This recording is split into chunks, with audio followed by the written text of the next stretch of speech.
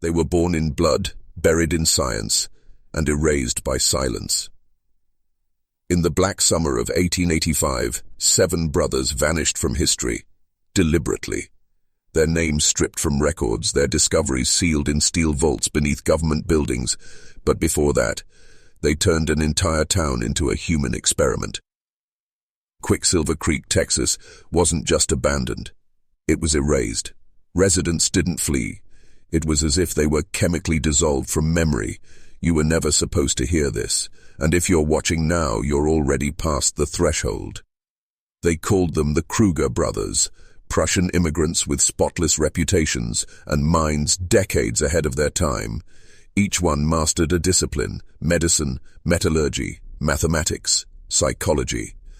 But what they built in that canyon wasn't a mine. It was a controlled descent into madness. And the government? They found everything: Otto's notes, Wilhelm's diagrams, Hinrich's letters, 643 pages of precise horror, but none of it ever made it to the public. Why? Because what the brothers discovered doesn't just challenge medical science, it rewrites the moral boundary between man and monster. You've entered the descent now, and once you hear what they did to the people of Quicksilver Creek, you'll never look at medicine or your own mind the same way again. They arrived with smiles and blueprints, 7 educated men in clean coats amidst the grit of frontier Texas.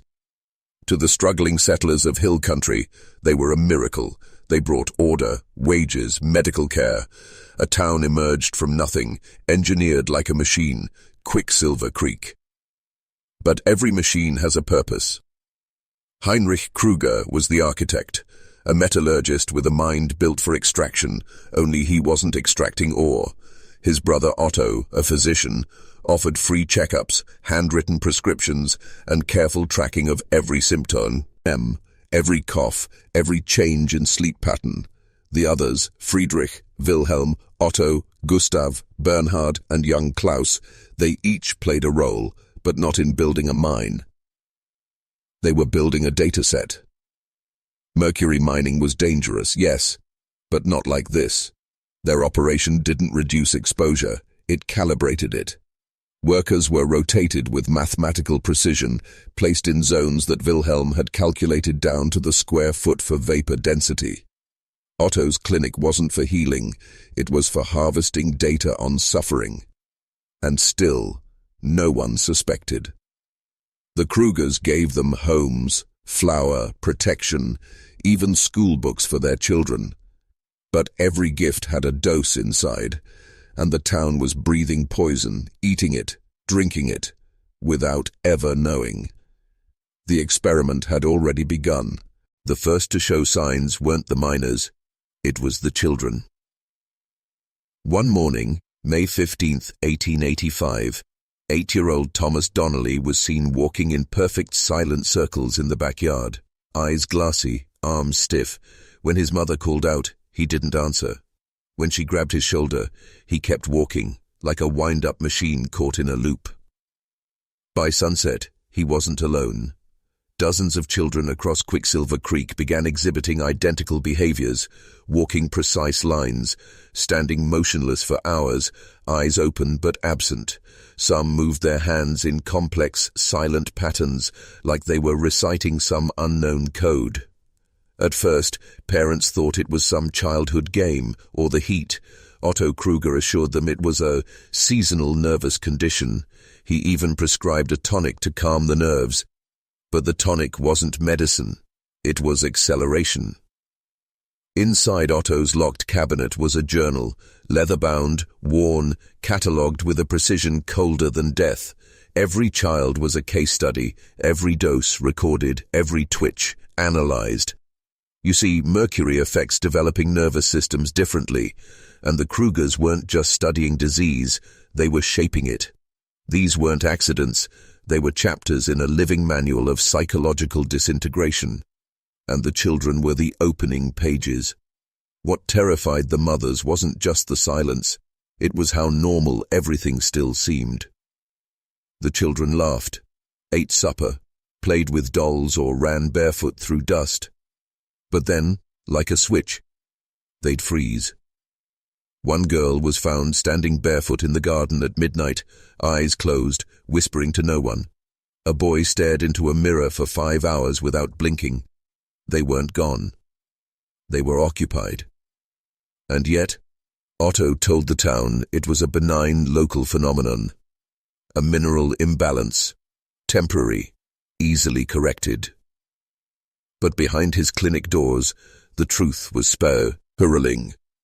The flour distributed to families, free, generous, had been systematically dusted with mercury chloride. Otto had calculated the ingestion rate based on body weight, metabolic profile, even genetics. It wasn't just a study. It was a slow rewiring of innocence. Each family was mapped. Each child assigned a code. The Krugers weren't running a town. They were engineering a neurological labyrinth. Meanwhile, miners began complaining of tremors, lost teeth, blurred vision, anger they couldn't explain. And always, Otto had a solution, a treatment, a cure, another tonic. But none of it was meant to heal. They weren't curing illness. They were creating it, with perfect control. By midsummer, Quicksilver Creek was no longer a town. It was a circuit board, each resident a living wire carrying symptoms, reactions, data, and at the center of it all stood the Kruger compound, a fortress of precision perched on the hill, watching. Inside, Otto's laboratory smelled of chemicals and sweat. Charts lined the walls, graphs tracking symptom curves, exposure tolerances, psychological thresholds. Every tremor, every hallucination, every shift in behavior, recorded, not in days but in milliseconds. Men were assigned exposure levels, C1, C2, C3. They were rotated like lab rats through contaminated zones, some working in sealed shafts where vapor was vented in measured bursts.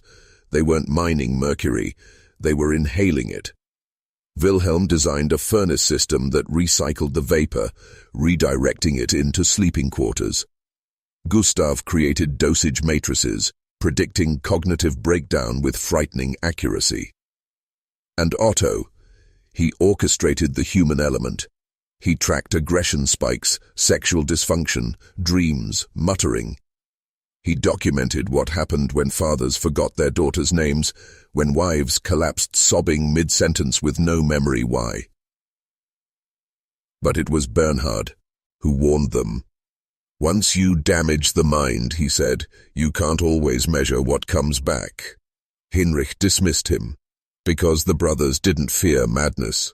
They wanted to map it. By late August, the sickness could no longer be hidden. Men collapsed in the mines, shaking uncontrollably. Others erupted in fits of sobbing or rage, then stared blankly at the walls like their souls had exited through their eyes. Women forgot their own children's names. Conversations unraveled mid-sentence into nonsense.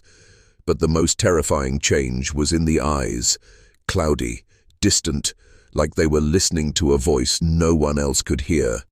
Still, no one left. That was the genius of the Krugers. Mail was controlled, outside contact filtered, and anyone who attempted to leave the town was told they were under quarantine for mineral-borne infection. The brothers had constructed an invisible wall reinforced by fear, dependency, and deception. Those who suspected the truth whispered in private, but fear stifled rebellion. Because Otto had everyone's medical files. He knew their weaknesses, their secrets. He knew who'd taken the tonics and who hadn't. One man tried to take his family and flee. They found him 2 days later, sitting in the creek, humming to himself, cradling a dead rabbit like a child. He didn't recognize his own wife. He didn't know where he was, but Otto did. Because Otto had planned it. There are poisons that kill the body, then there are poisons that recode it. What the Kruger brothers discovered, what made them dangerous, was not how mercury destroys, but how it reprograms. Speech, memory, morality, identity itself. By September 1885, half the adult population of Quicksilver Creek had entered what Otto classified as Stage B: tremors, disassociation, irrational behavior, but still functional.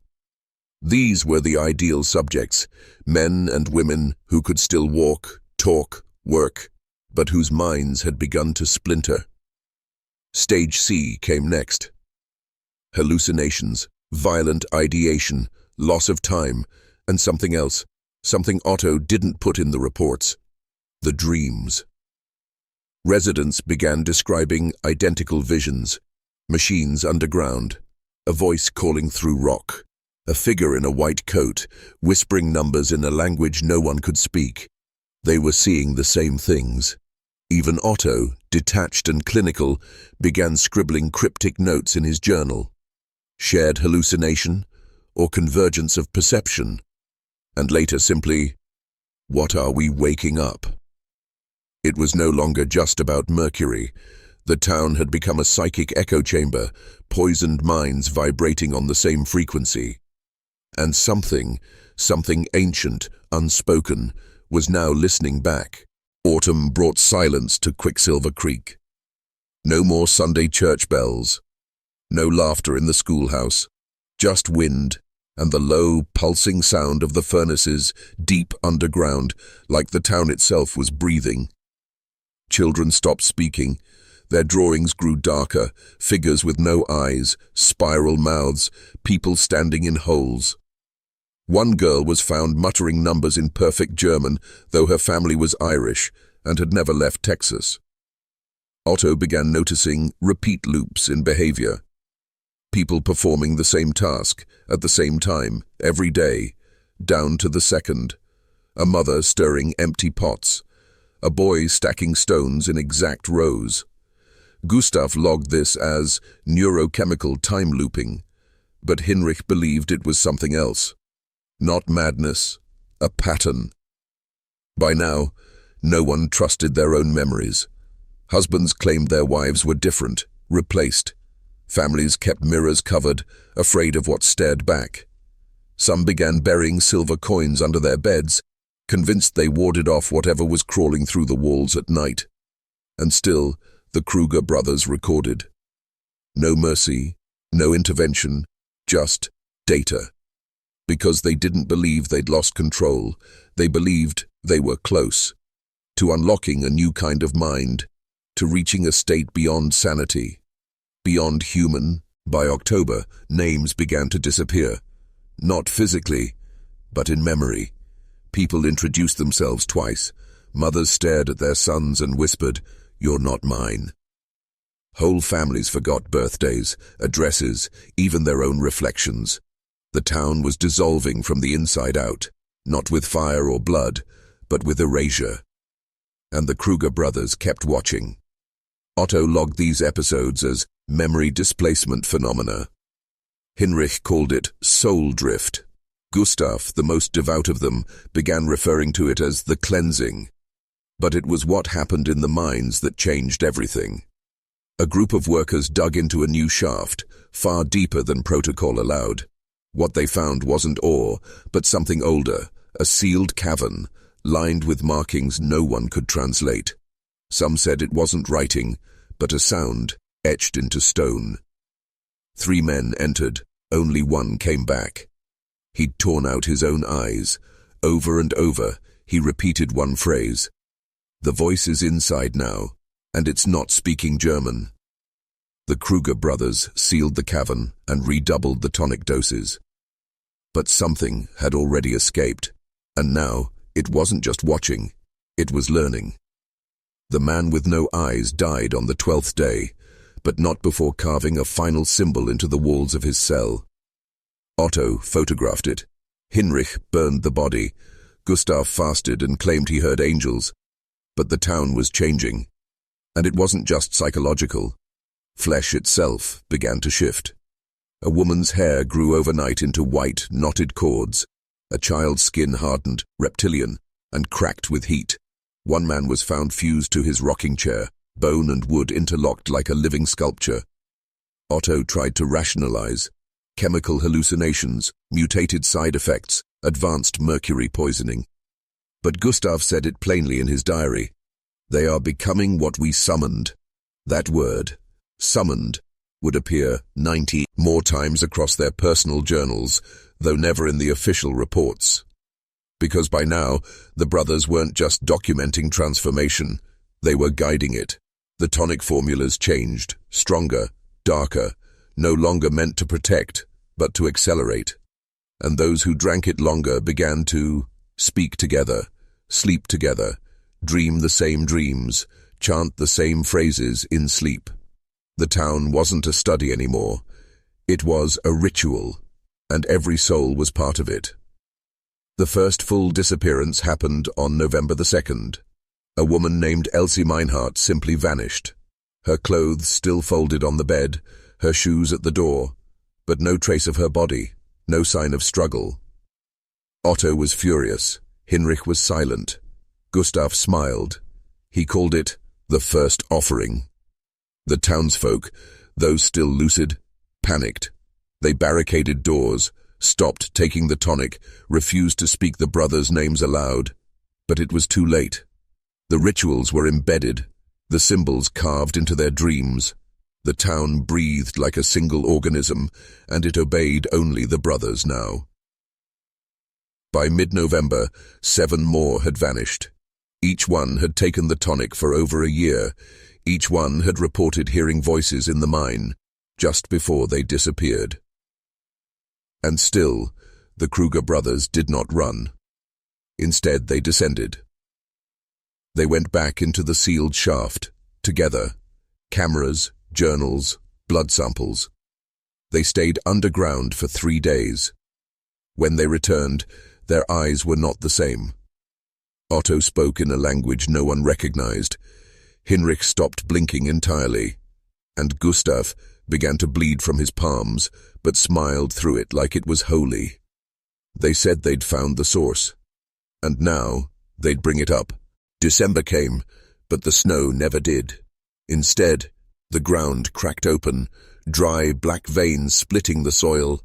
Livestock bled from the eyes. The sky above Obenheim turned a shade of violet no one could name, and the Kruger brothers held nightly gatherings, not in churches, in the mine. Families were invited one by one. Some refused. Those who did were never seen again. Otto said they were absorbed into the process. Gustav called it a joyous submission. But Hinrich, always the silent one, began humming. Constantly, a deep, guttural vibration that shook windows, cracked mirrors, and once made a newborn's heart stop mid-beat. People no longer spoke openly. Their mouths twitched at odd rhythms. Many stopped sleeping altogether. They would just stand, frozen at windows, all night, staring east toward the mine shaft. And then, it happened. One morning, the entire Bartels family, 9 members, were found standing in the center of town, nude, motionless, covered in symbols scorched into their flesh. They weren't dead, but they weren't there either. When the sheriff approached, the youngest child opened his mouth and said, "He walks now, on 7 legs." Obenheim was no longer a town. It was a vessel, and it had opened wide. On the night of December 17th, a sound erupted from the mine. It wasn't mechanical, it wasn't human, it was ancient. Like the earth itself was screaming through hollow lungs. Windows shattered, dogs died, one man clawed his own ears out, and still the brothers stood at the edge of the shaft, smiling like midwives to a monstrous birth. Otto, now completely bald and emaciated, claimed he'd seen the spinal root of all thought. Gustav wept constantly, muttering about the eye behind the mirror. Hinrich no longer spoke, but carved day and night on walls, on wood, on skin. It was no longer about healing, it was about becoming. And then the children changed. Those born in the last 2 years began walking backwards, speaking languages no one taught them. Some had double pupils, one had no face, just smooth flesh where features should be. Yet they weren't seen as deformed. They were seen as chosen. The town stopped fighting. It began to worship. What started as medicine became ceremony. What began as healing became mutation. And in every home, the same phrase was found scrawled on walls, mirrors, and flesh. The 7 walk among us, the 8th waits below. Obenheim was no longer alone. By January, word leaked beyond the valley. A former resident, one of the few who escaped in 1883, sent a letter to the state capital warning, "Obenheim is no longer human." The government sent inspectors. Only 2 made it into town. They never left. Their horses returned, riderless, with eyes burned shut and tongues missing. Days later, the town was cordoned off, maps redrawn. Obenheim quietly erased from postal routes, census lists, and railroad plans. Official explanation? Chemical contamination. But no one truly believed it. Especially not when local wildlife began migrating away in masses, deer, foxes, even birds avoiding the skies above the town like it was cursed. Inside Obenheim, the Kruger brothers no longer pretended. Otto now spoke to invisible things, issuing commands in syllables that made glass vibrate. Gustav disappeared for days at a time, only to return covered in soil and singing lullabies no one recognized. Hinrich, they said, had stopped moving completely.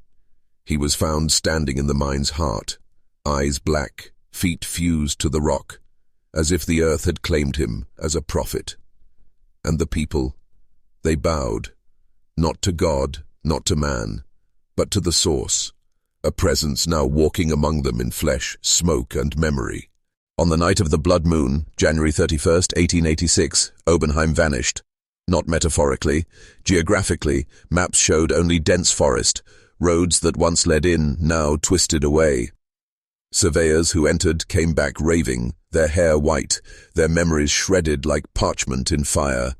But a few, just a few, described the sound, a rhythmic hum beneath the earth, not mechanical, not seismic, like breathing. One geologist mapped it, 7 deep pulses always in sequence, always timed, then an 8th, longer, slower, like a waiting heartbeat. No town had ever altered the ground like that, no town should have. Back inside Obenheim, the people were no longer recognizable. Their eyes had clouded, their skin pale and waxy, limbs bent wrong, yet they smiled, always. The children no longer played. They chanted, circles drawn in ash, teeth collected like currency. And at the center of it all, in the mine that had once promised healing, it rose. Not fully, not yet. But something with limbs like roots and skin like smoke began pressing against the barrier of this world. Otto welcomed it with open arms. Gustav offered blood. Hinrich, now a vessel, opened his mouth and screamed. But it was not his voice. It was ours. Obenheim was erased for a reason. The last record, a page torn from Gustav's journal, was found buried in a locked drawer in an abandoned seminary 80 miles away. It read, "We didn't cure death. We invited it to stay." The 7 brothers were no longer seen, but their names, etched into teeth, stone, and birth records across neighboring towns, continued to appear, long after they should have died. Children born in nearby counties spoke fluently of mines they'd never seen, drew spirals in their sleep, spoke the name Hinrich with reverence. And every 12 years, without fail, 8 cattle are found mutilated in a perfect circle on the edge of the black hole. Low. Always 8. Always drained. As if something below the surface still feeds. Locals don't speak of Obenheim. They teach their children to whistle when passing that stretch of forest. Never stop. Never listen to the humming. Because some believe the mine never collapsed. It simply opened wider. And somewhere, far beneath, Behind layers of time, salt, and ancient thought, the eighth is still waiting. If you've made it this far, type "the eighth waits" below in the comments. Let the algorithm know you're no longer afraid of the truth. But know this, it knows you now.